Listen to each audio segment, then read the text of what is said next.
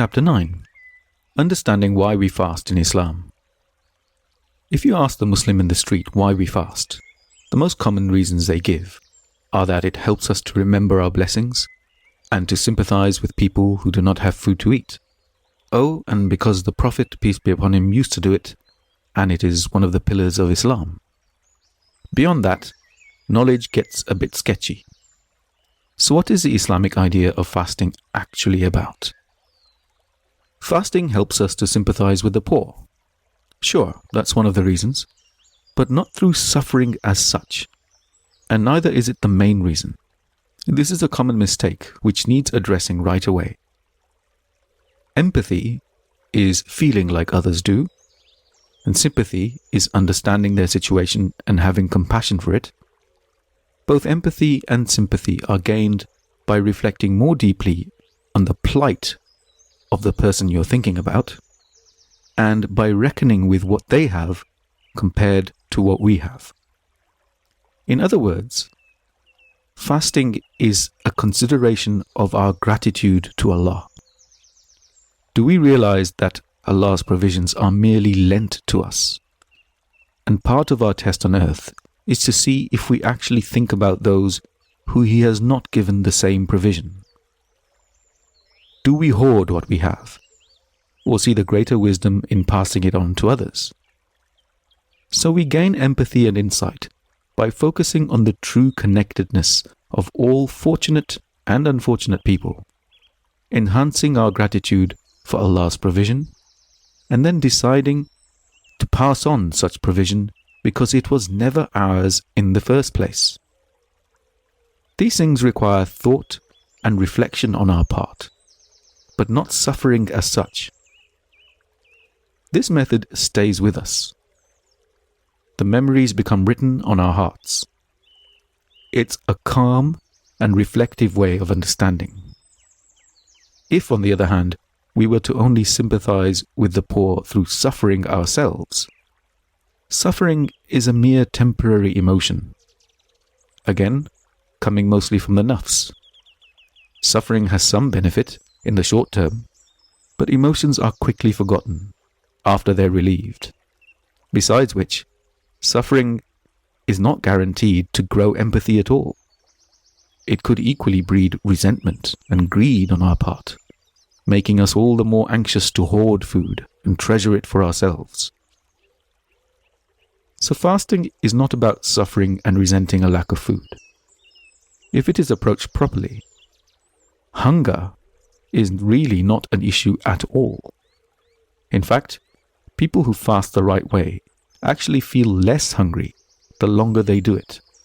Alhamdulillah. Later, we'll learn exactly why this happens and how to make it happen.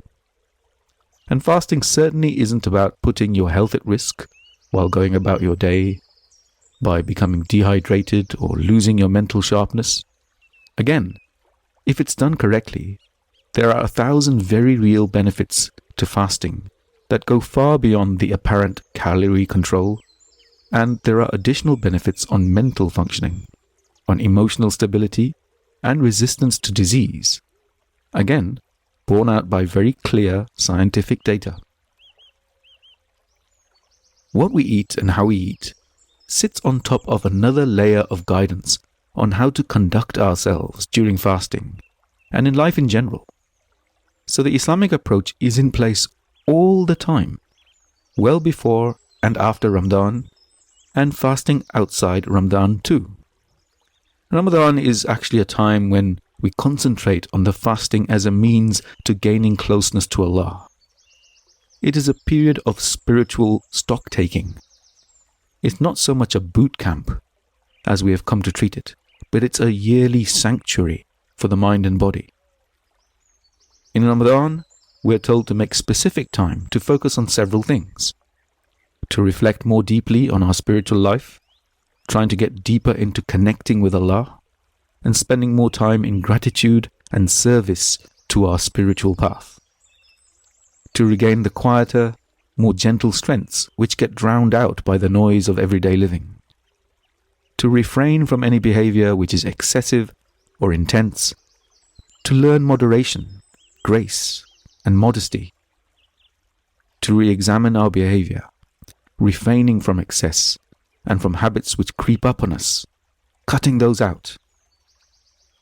To relearn patience by delaying gratification, putting off the pleasures of food and sex and other immediate highs. To spend greater time reflecting on the provisions of Allah, giving thanks and asking for forgiveness. And to reset our direction and refresh our sense of purpose. We are told to take Ramadan as a gift of cleansing the soul and the body. When you think about the mental benefits of fasting, losing excess weight seems like a worthy but distant second compared to this.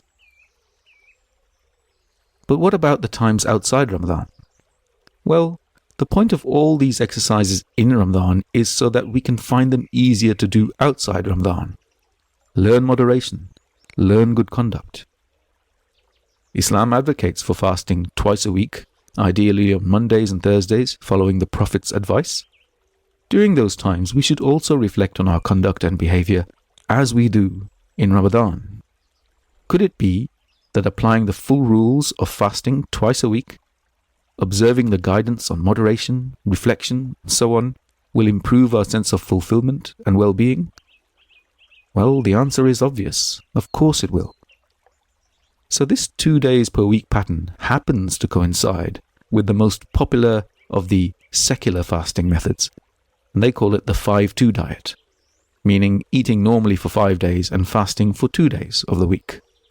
Medical literature confirms this is the most suitable for a longer-term approach to health, which is neither too difficult nor too dramatic. But does the weight come off and stay off? Could it be that this is actually going to keep us healthy? Until recently, we didn't quite know or pay attention medically. Now we find out that it does stay off, and it continues to improve health risks over and above those of reducing weight.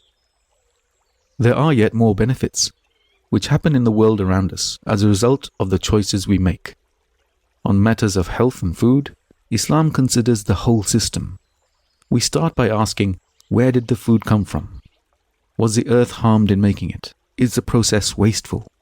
How about the livestock? How have they been managed? It is just as forbidden to eat stolen meat as it is to be willfully cruel to animals, whether livestock or any creature. There's a huge body of work in Islam which looks at how we should consider the earth and all the things within it as part of our greater loan from Allah. After all, the earth is the origin of our food. How should we source our food? How should we take care of the lands and the seas and the livestock? It goes far deeper than halal or haram. Our decisions slowly will move to a better place when we consider them in the light of fasting and what it asks us to do.